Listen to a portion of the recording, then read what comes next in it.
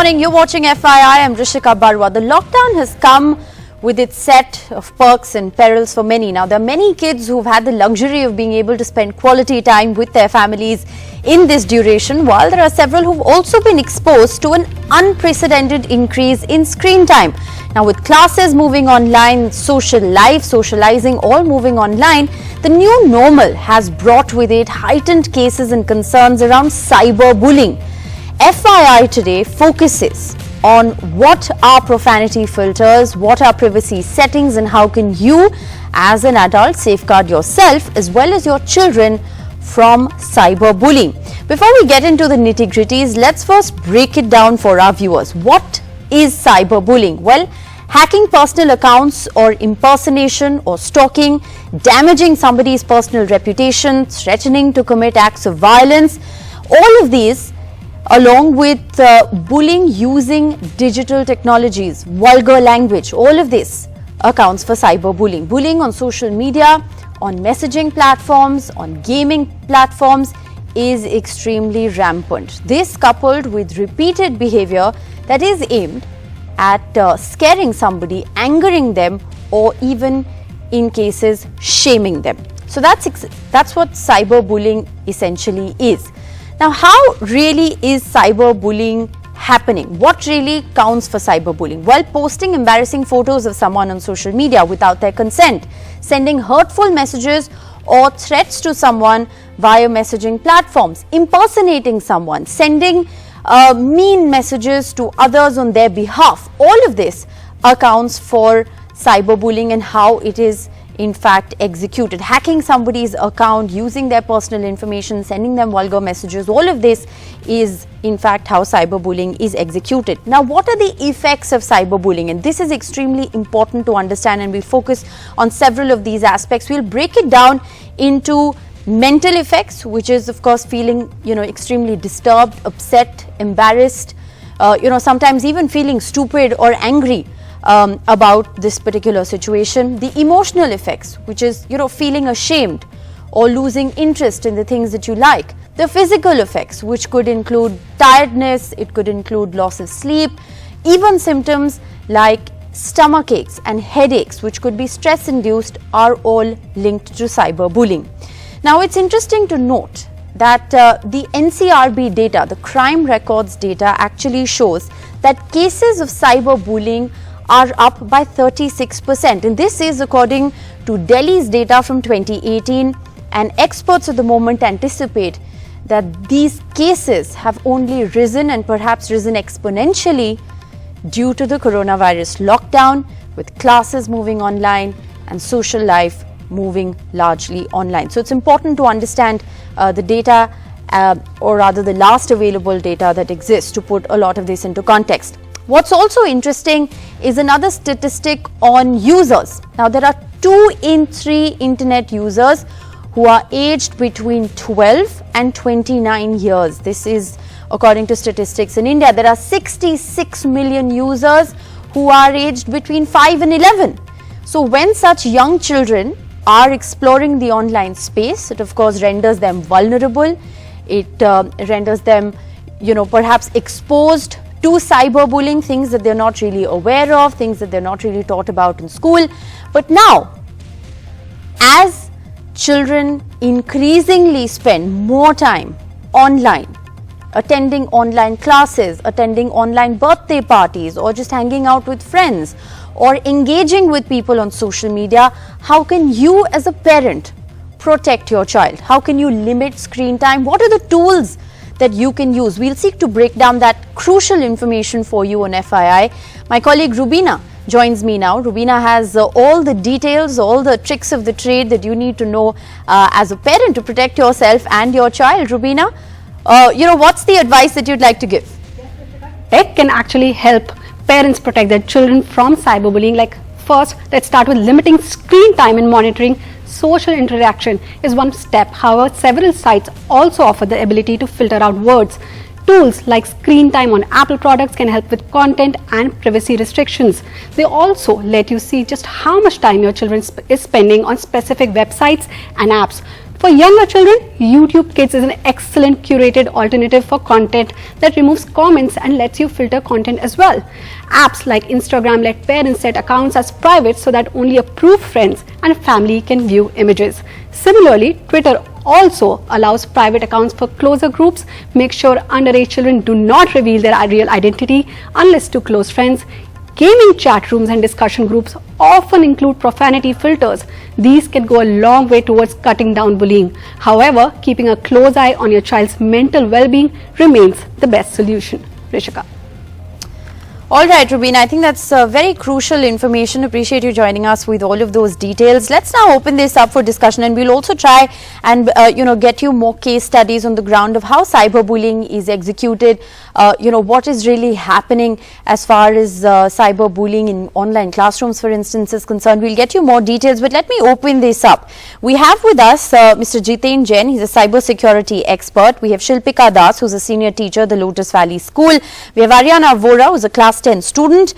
We have Dr. Shailaja Sen, who is a child psychologist, and Seema Agarwal, who is the head of the Hyderabad Student Parent Organization. Jiten Jain, I think I'd like to begin by asking you, since there is a lot of confusion, a lot of misnomers about what entails cyberbullying, what doesn't. How does it actually get executed? What really happens? How do you know that you're being bullied online? What are the telltale signs? You see, it is like this, for many decades, if you were to be introduced to a new technology or a new automobile or something, you always required some sort of training and then an examination and then a license. So if you wanted to buy a car or a scooty, teenager, he would have to get a learning license made, he'll have to learn, and then he would be allowed to drive. Right. So idea was to inculcate basic safety tactics so that he doesn't end up hitting someone, or he also is able to save his own life. Yes. Now with cyber, the problem is the way we have gone towards digitalization in the last 5-6 years. The cyber security awareness, cyber safety awareness, the basic digital hygiene is not there in the society. Yes. A person just buys a brand new smartphone and he logs onto the internet for the first time in their lives, and is exposed to so much of things that he has no idea. He falls for Nigerian scams, lottery frauds. He befriends strangers. He thinks they are the real friends, not the ones he plays with in the playground.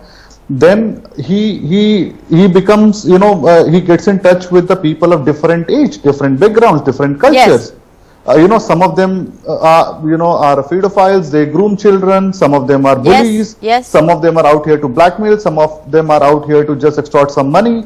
So before we move on, Mr. Jain, I want to ask you a very straight, simple question. My colleague Rubina at the moment, explained to parents, for instance, on how they can use certain filters and privacy settings. How important is it to read the fine print of those terms and conditions that we so often accept very quickly, just so that we can quickly download a new app or shop online, or download a new app to socialize? Rishika, for the sake of it, I could say they are really good, but then if you were to look at the practical reality, they are useful, but useful for whom? They are useful only for the parents who wants to control their children who are up to age of 10 to 12 years. Yes. Because 10-year-old will not download those filters, right? So first of all, you have to look at how many parents, except in urban cities, are familiar with the technology and they are even able to download a basic Google Play application. So let's not look at the urban cities, look at the wider landscape. So that's problem number one. Now problem number two, the moment a child is below 12, no matter what filters you put, they are much smarter than you. Understand that. Okay. You may say that I want to create a child profile on Facebook. They know very well how to increase the age, manipulate, because most of them are into So I think the big takeaway from what you're saying is that your children are actually smarter than what you give them credit for. So I think that's an important underlying assumption that we should all go with. But let me then take this to Shilpika Das. She's a senior teacher. Ms. Das, how has the landscape changed after classes have moved online, and do you believe that this renders children perhaps more vulnerable to an online space, something that they were not as exposed to before the lockdown? Most definitely. The vulnerability certainly increases, but if you'll bear with me for exactly 1 minute, there was a little bit of research that I wanted to point out to you. These are NDTV reports that I've scanned over the years. You guys did a report on the 5th of June 2012 that said too much internet gaming is making kids obese, aggressive and violent. Yes. There's another report on the 23rd of July 2014 that says Delhi's first internet de-addiction center helps treat childhood addiction. I now move to 25th January 2016 that says internet addiction among students leading to family conflict. Yes. 6th July 2017. Okay, you so get what's your point? Yes, what's your point? Internet addiction has been around for a very, very long time. If you turn around and you were to place the blame singularly on the pandemic or on online education for it, I would find that a little unjustified, a little unfair. However, having said that, most definitely there is an exponential increase in exposure. But now, my allied question, Ms. Das, is are schools doing enough? Is there enough awareness about cyberbullying? Say before children enter the online classroom, are there disclaimers? Are parents being given information? Is there an attempt to build awareness? Yeah, so if you'll permit me to conclude my earlier points, it just dovetails from the point you'd made a little earlier, which is that children are far smarter than we give them credit for. Yes. You work the assumption that the children need to be taught, the children need to be instructed, children need to be trained. I think what children need most of all is communication, open communication. Right. They know exactly what is what. My children, my eldest son is in class 10th, my younger one in class 9. They could teach me a few things about tech. Okay. So the fact of the matter is the children are very well aware. What they need is the ability to communicate with their parents and with their teachers and to know there is a protective mechanism in place for them. Well, I think what you're saying is 100% correct, Ms. Das, because there are also studies now that have been published abroad about how cyberbullying has less of an impact. If students are in fact, or children rather, have left communication lines open with their parents and vice versa. So if you're actually communicating about something, then abuse can actually be stopped, curtailed, before it sort of escalates. But let me take this to Ariana Vora, because we're talking about students here. Let's hear it from a class 10 student. Ariana, my first question to you is, how much time were you spending online and how much has it really increased, because of classes moving online and socializing moving online? So I think that life has taken a 180-degree turn, and I think especially for students. So if I personally compare my screen time before the pandemic, it would have been, I think, 2 to 3 hours maximum. But now it has actually tripled, and I, along with my classmates, at least spend 8 to 10 hours. Okay. We have 8 to 10 hours of screen time every single day. 8 to 10 hours of screen time every day. Because it is that we have 6 hours of school, then we have our tuitions, we have our extracurricular activities, we have our classes. And now when everything is online, so if we have a problem, we need to come online. Okay. So it's very obvious Ariana, at the time. That's very interesting, and I think that's probably true for a lot of students, 1 or 2 hours give and take. But I want to then understand from you, has anybody, in your peer group, your parents or your school, for instance, made you aware of, harassment online, cyberbullying? Do you know of instances, where accounts have been hacked or people have been impersonated, or have, people barged into your online class, for instance? It's really interesting that when we used to go to school physically, so then they used to discourage us not to use, social media, and not to be online for too long. And now suddenly the entire school is online. So we were never really taught or exposed to proper, maybe, training of how to handle problems. Like, we are generally taught that what is bullying, that you should ignore it, you shouldn't, think about it. Yes. But when actually that thing comes up, then you need to be properly trained, especially for online. Yes. Cyberbullying. Yes. So I don't think that proper training, or we have been properly exposed to how we should handle and how should we go about it if we ever experience. Well, I think that's very important also, because of course this was, it was sprung up as a surprise. Nobody really knew what we were heading into. It's not like there's been a sudden digital revolution and we've headed into, hours of online classes. But when students are spending 8 to 10 hours online, there is a whole host of issues, that can go terribly wrong. And before I bring in, the parent and the psychologist into the conversation, I just want to play out for our viewers. The Maharashtra Cyber Security Wing Bullying, for instance, are now saying that they are receiving several more complaints of online bullying, of cyberbullying, because of course online classes are happening for schools and colleges. Let's just take a look at this report that has come in from Maharashtra, and then we'll expand the scope of this conversation. कुछ बच्चे, उनके पास, वो हमारे school के नहीं है, उनके पास ID कैसा जाता है पता नहीं है, लेकिन जब ऑनलाइन टीचर हमारी जब पढ़ाती है तो वो बीच में आते हैं, टीचर को डिस्टर्ब करते हैं, टीचर के साथ में मिसबिहेव करते हैं, टीचर को कुछ कमेंट करते हैं। जब हमने इसकी तहकीकात की तो हमारे कुछ बच्चों ने बोला कि सर ये बच्चे दूसरे स्कूल के हैं। ये तो हकीकत है कि जब से हमने ऑनलाइन टीचिंग शुरू किया है, बच्चों की शरारत रुकी नहीं।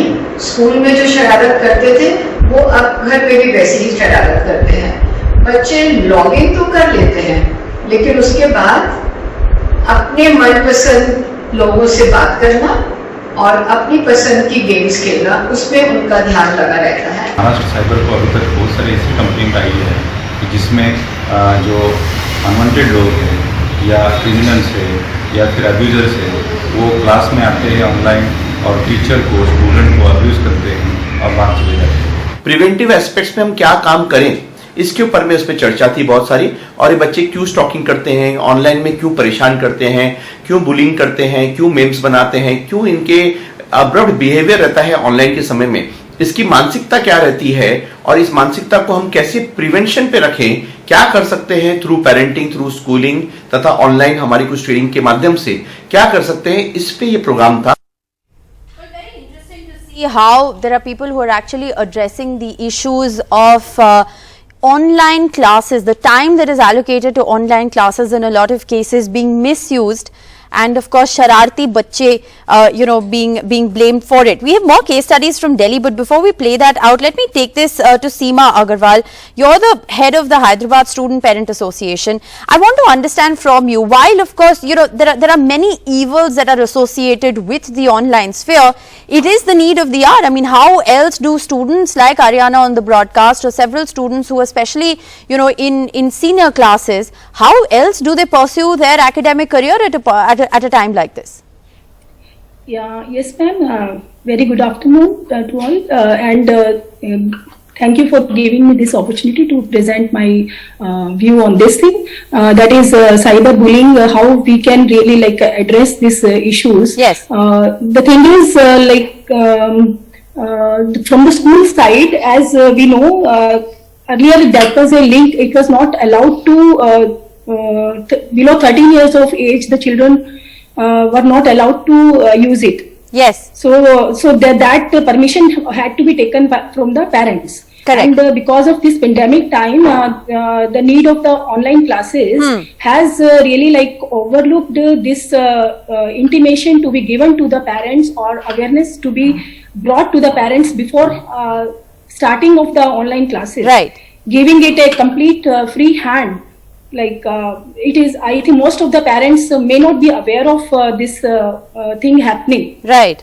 It is going into the hands of the parent. First thing is it is going into the hands of the public without any awareness. Yes. And the poor parents, they are uneducated parents also are into the. Absolutely. There are several parents who are, say, not exposed to the online sphere, or haven't spent enough time online, and therefore, can't really understand or don't have the exposure to understand what children are susceptible to at the moment. I think that's a very important point. Let me then bring in Dr. Sen into the conversation here. Dr. Sen, several things have been talked about. But the other really crucial aspect is the impact that this has on the mental health of students. And I want to first talk about the impact of cyberbullying. It is known that a lot of times, when instances of bullying happen, even if it's happening in school or in campus, students tend to close in, or children tend to, clam up about it and not talk about it. Do you think that this fear of, instances of cyberbullying going unreported because of shame or fear are perhaps increasing in the online sphere? Rishika, I'm not very sure about if it's increasing, but definitely in our in my therapy space, I would say I'm hearing a lot more about it. Right. A lot more in the sense that young girls, there's a lot of sexual violence, slut shaming, body shaming that's happening. And these young girls are scared to talk about it because they feel their parents will shut down their social media accounts or blame them for it. And a lot, I mean, sometimes some girls send me screenshots of the level of cyberbullying that's happening, and it's absolutely scary. But can I just bring in one element I think is important to bring in here? And that is that we are focusing on children. How children can be shararti, or we're placing the responsibility on them or the parents or the teachers. But I think very important for us to understand here that our children are not the consumers. They are products on sale. Right now, what about the accountability of these huge tech and social media companies? They're designing these products, they're designing these social media platforms, and designed to kill. That's a word I would like to use. The way they design these products, they're making it better and better every year. They are so addictive. And the way, I mean, all of us, we're addicted to our gadgets, right? These products are made to entertain, give instant gratification, and so the constant craving is there. And how can we even expect our children to control it? What about accountability from these companies? I mean, Facebook itself has more than 3 billion followers across the world. It has more power than any government. Well, and I think what about the other really important bit to understand here, of course, is, you know, the apps that come free, for instance, often do compromise on privacy. So, you know, if your child especially is engaging in online classes or socializing online or engaging online in extracurricular activities, it's important to read the fine print. But, you know, I'd love to continue this conversation, but I think it's very important to highlight the kind of problems, you know, that are happening right now. I want to just, I'll come back to you in just a minute, but I want to just play out for our viewers another case study of how unwanted visitors, for instance, enter online classes. What is it that can go terribly wrong? My colleague Arun Singh from Delhi found out. There have been so many instances in my class alone where students have blasted music with obscene language, have muted the teachers or taken over presentations, and you can't do anything about it. Another challenge that I see is that there is no response in classes. People refuse to speak, and it's just heartbreaking to see something like this when teachers are putting so much effort. Zoom was an immediate grab, as it offered extremely user-friendly platform and was flexible to the needs of the educational institutes. But then, there were people joining in with sometimes funny names and sometimes really weird identities. The question was not just to address the indiscipline, but also not let my children get ideas to play pranks. What had happened in one? Well, I think, you know, that's the crucial bit, and I want to bring in Mr. Jain here. You had a comment to make as well, but you know, that's interesting what was said about Zoom, for instance. It just presented itself as this wonderful platform, but it was plagued with its set of issues, especially the free version. You see, because of COVID, there was a sudden introduction of technology for everyone. I mean, parents who have never seen Zoom or Skype or even use a smartphone, they are accompanying children in the class because children themselves can't operate. Now, because of the sudden introduction and lack of absolutely digital awareness or digital hygiene, they are suddenly find themselves exposed to the uncontrolled exposure. You see suddenly porn ads coming up on websites. Yes. So, Mr. Jain, are paid apps then better? Are paid apps safer and better?